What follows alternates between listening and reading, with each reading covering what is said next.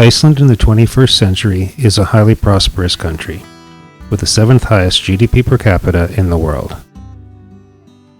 It is a modern tourist mecca with over 2 million visitors per year, traveling to sites such as the Blue Lagoon, Gullfoss, and Geyser. But in the late 1800s, life in Iceland was very different. Crushing poverty in a harsh environment, exacerbated by a large volcanic eruption in 1875, led to a mass exodus. Over 14,000 Icelanders, about 20% of the population, would leave their island home behind in search of a new life in North America by 1914. The initial focus of settlement was in an area of present-day Manitoba that would be known as New Iceland. The sacrifices and hardships these emigrants would endure are a story worthy of the ancient Icelandic sagas. Iceland was originally colonized by Viking warriors in 860 AD. For several hundred years, the island was ruled by a democratic body called the Althing. However, in 1380, Denmark seized control of the island, disbanded the government, and imposed their religious beliefs on the Icelanders. In 1602, the Danes imposed a strict trade monopoly, all but destroying the Icelandic economy. By 1785, the population of Iceland reached a low of only 47,000 people on the entire island. In 1860, life expectancy was less than 32 years for men and less than 38 for women, due in part to an infant mortality rate of 25%. An epidemic that killed over 200,000 sheep during the 1860s further crippled the economy.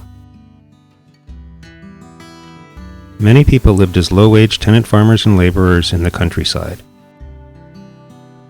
Due to the scarcity of timber on the volcanic island, most lived in turf houses. Winters were long, dark, and harsh.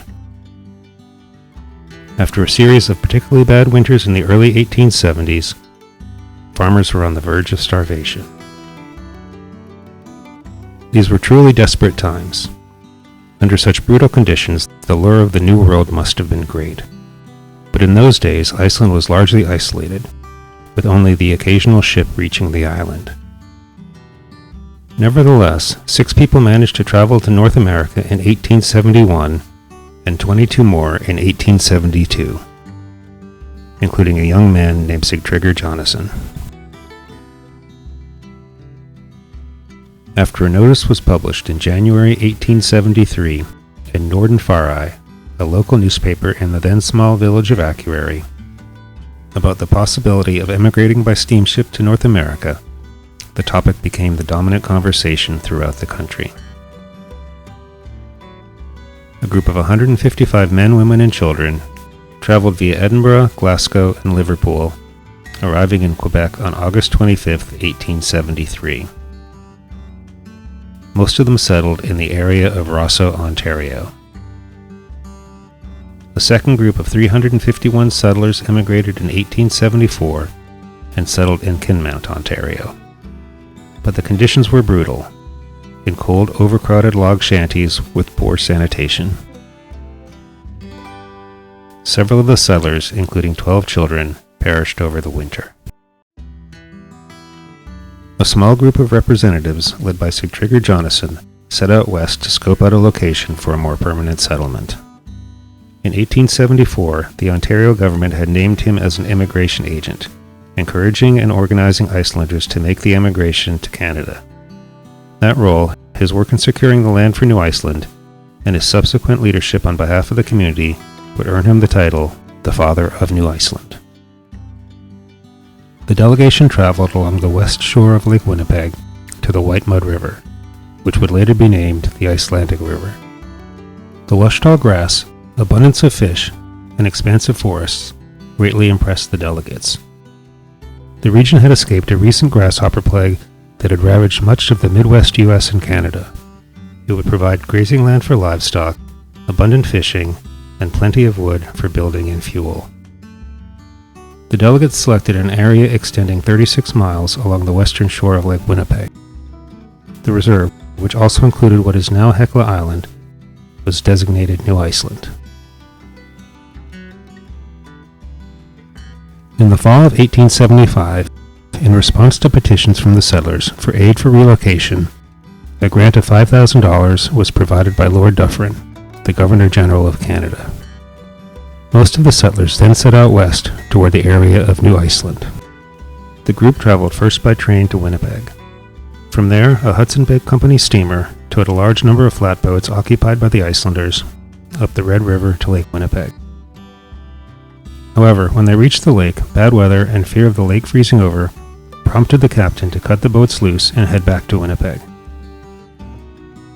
On October 21, 1875, the boats blew ashore at Willow Point, where the Icelanders would need to survive the coming winter. During their voyage, the settlers had decided to name their new home Gimli, a reference to a paradise in Norse mythology. But life in Gimli was far from idyllic. The settlers came with no cows and few livestock, and their shelter consisted of only a few tents. These factors and the frigid temperatures and winds off of Lake Winnipeg would lead to 35 deaths from scurvy and exposure. The grant from the government, with which they could buy shelter supplies and basic provisions, was the only thing that allowed the colony to survive. Yet despite the severe conditions, the settlers continued to build the colony throughout the winter. And with the Icelanders' great emphasis on education, one of the first projects as soon as they arrived was to build a school, originally simply a one-room shack. Meanwhile, on March 28, 1875, a massive eruption had occurred at Mount Askja in Iceland. Smoke and ash filled the air and rained down across the island. It would be impossible to harvest any crop at all. Already near starvation, any place would have been better. The lure of the New World could not have been greater. But getting there was difficult. First, Icelanders who wanted to travel had to sell all their land and possessions, which might typically include a small house and several sheep. But due to the large number of would-be emigrants, most had a hard time selling their meager possessions. Tickets for boats were expensive. Many parents could not afford to send both their children and themselves, so many children were sent to start a new life alone. The voyage was treacherous. Many died due to the unsanitary conditions aboard the ships. Most traveled on the Allan Line, a fleet of steamships run by Scottish-Canadian shipping magnate Hugh Allan that traveled regularly between Northern Europe and North America. By the 1880s, it was the world's largest privately owned shipping company. Once in Canada, the settlers would need to travel by train across the country to Winnipeg, and then make their way north upriver to the settlement. During the summer of 1876, 1,200 more emigrants, known as the Large Group, made the trek across the sea and land, joining the other settlers in New Iceland. They worked hard clearing the land for cultivation, clearing forest growth, and preparing rocky soil. Although experienced deep-sea fishermen, their techniques and equipment were poorly adapted to lake fishing, and their early attempts failed. Food supplies ran dangerously low, but were supplemented with dried moose meat and milk from neighboring Indians. Eventually, as the settlers adapted, fishing became more successful. They also hunted local game, including ducks and rabbits. The colony's first 2 cows arrived during the spring of 1876, followed later by 20 more. Sheep arrived later, providing wool for much-needed socks, sweaters, and mittens to help protect against the bitter cold. And then disaster struck. In September 1876, as the settlers were preparing for another winter, the colony was hit by smallpox. Originally thinking the disease was chickenpox, it took the colony a couple of months to realize the severity. New Iceland was placed under quarantine on November 27, 1876. A makeshift hospital was set up in Gimli, and a quarantine station was set up at Netley Creek, at the southern tip of Lake Winnipeg. The disease quickly spread throughout the colony, abetted by severe weather, overcrowding, and inadequate provisions. 1/3 of settlers contracted the disease, and 100 died. Sandy River, a nearby Indian village, was decimated. By April 1877, the epidemic had subsided, but the quarantine remained in effect until June 20th. The settlers were in despair. To move the colony forward, an effective local government was needed. After a series of public meetings, a provisional constitution, modeled closely after the Althing, was drafted. Elections were held on February 14, 1877. New Iceland was recognized as a separate nation with full jurisdiction over immigration, taxation, and legal matters. Despite their hardships, the settlers maintained a rich cultural and social life. They continued their traditional pastimes of reading and reciting stories from the Bible and the Icelandic sagas. Social events were held. Framfari, the Icelandic newspaper for the colony, printed its first edition on September 1, 1877. It would continue publishing 4-page issues 3 times per month until 1880, when it stopped due to financial problems. However, the colony was plagued by factionalism. The colonists hotly debated various issues, including the suitability of the New Iceland Reserve for settlement, the question of opening the area to non-Icelanders, and religion. During the winter of 1877 to 1878, 2 sides developed, led respectively by the Reverends John Bjarnason and Paul Thorlaksson, whose followers were called Johnsmen and Paulsmen respectively. The 2 men presented stark doctrinal differences and opposing outlooks for the future of New Iceland. Paul Thorlaksson arrived in New Iceland in 1877. He was a conservative leader of the Icelanders in the United States and a member of the Norwegian Missouri Lutheran Synod, which discouraged any doctrinal reinterpretations. He stood for the preservation of links with the Norwegian Lutheran Synod and maintaining Icelandic Lutheran traditions. Thorlaksson was also convinced that the colony would inevitably fail. John Bjarnason came from Minneapolis in response to a call from colonists who desired a pastor not bound to any synod. He believed that the settlement of New Iceland could thrive with its abundant natural resources and advocated for opening the colony to non-Icelandic settlement. For him, the main objective should be to become a new people, unfettered by tradition. The differences between the Johnsmen and the Paulsmen came to a head when Thorlaksson led a mass exodus of the colonists to newly opened land in North Dakota in 1879. After the exodus, only 50 of the original 200 families remained. By 1881, the colony's population stood at only 250. However, within a few years after the Paulsman exodus, the revival of New Iceland was already underway. Growing fishing and freighting industries near Lake Winnipeg offered employment, as did logging operations along the Icelandic River. Many new Icelandic immigrants settled in the area, founding new towns including Riverton and Arborg. In 1881, Manitoba expanded from its original postage stamp size to encompass all of New Iceland.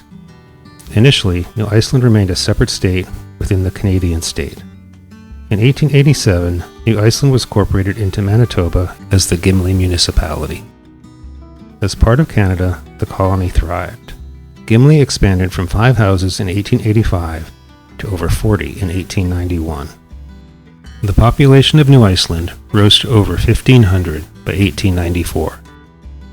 In 1897, New Iceland Preserve was open to settlement to any individual pioneer willing to homestead. Many Ukrainian, Polish, and Hungarian settlers soon arrived. In 1899, Hans Peter Turgesson established Turgesson's Store, a large general store that sold goods to local farmers. The store, run by his descendants, still exists in Gimli today. The railway finally reached Gimli in 1905, ushering in a new era of easy transportation and commerce. Settlers developed fish trade with the U.S., and local businesses were established. No longer an isolated Icelandic community, Gimli became a booming tourist town for visitors from Winnipeg and other parts of Canada. By 1917, the town had exchanged its exclusively Icelandic character for a broad array of cultures and traditions. Today, a few thousand people of Icelandic descent live in Gimli. A Viking statue was erected in the center of Gimli's Viking Park in 1867 to commemorate the original settlement. Manitoba is home to the largest Icelandic population outside of Iceland, with about 26,000 people of Icelandic descent, making up about 2% of the provincial population. According to the 2016 Canadian census, there were over 100,000 people of Icelandic origin throughout Canada. The hardships that early Icelandic settlers endured are difficult to imagine today. Yet through their perseverance and determination, they created a new life in the community of New Iceland along the frigid shores of Lake Winnipeg. Those of Icelandic descent throughout the Americas owe deep gratitude to these brave pioneers, many of whom gave their very lives in order to provide a better life for future generations. Theirs was truly a heroic saga.